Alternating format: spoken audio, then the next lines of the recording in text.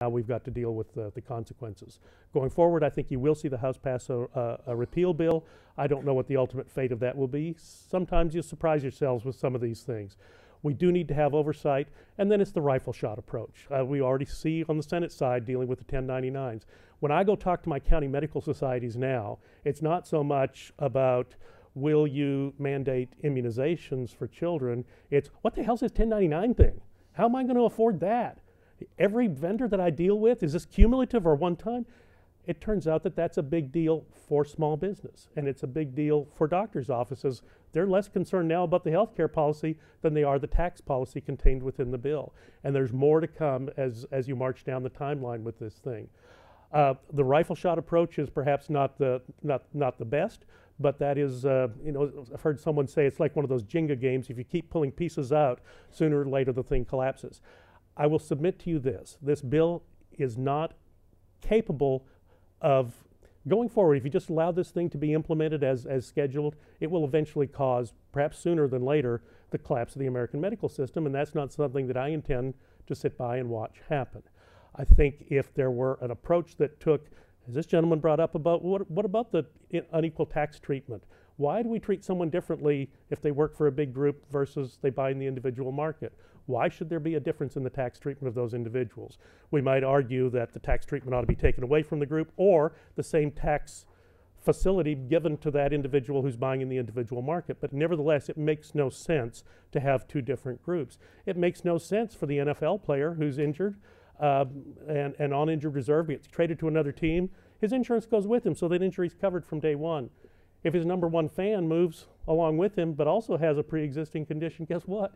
His insurance may not travel with him if he's in the individual market, him or her, and in fact, it may be some time before it goes into effect. Why treat the superstar NFL player different from the fan? There's no valid reason for doing that. Some of the things that were proposed by Republicans during this debate actually would have corrected those problems. I would submit to you it would be better to do that in a series of small steps. Big bills upset everyone. And I think we learned that in this last election. So the approach, in my opinion, should be a more targeted approach. But ultimately, the system does collapse of its own weight. I'm worried about what happens to professionalism. I read the article that was in the Annals of Internal Medicine this summer. Zeke Emanuel published it, said, look, doctors, just relax and enjoy it. Learn to love this new healthcare, this new world order that you've got in healthcare. Work for a hospital, work for a health plan. No longer should you be in solo practice or working for yourself. Well, wait a minute.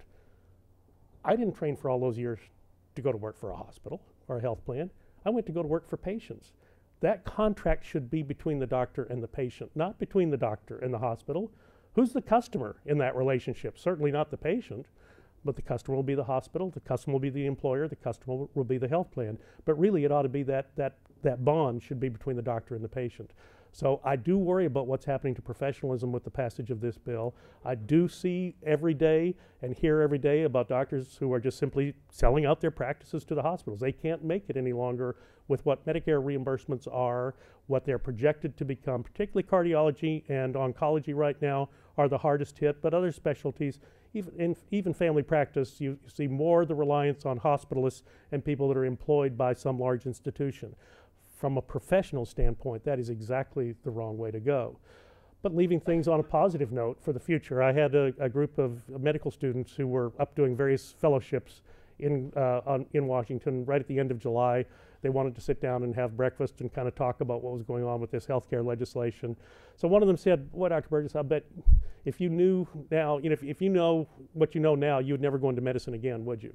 And I said, on the contrary, you gentlemen and ladies sitting here around this table are going to have more tools at your disposal to handle human suffering, relieve human suffering, to deal with disease and affliction than any generation of physicians has ever known in the history of the world.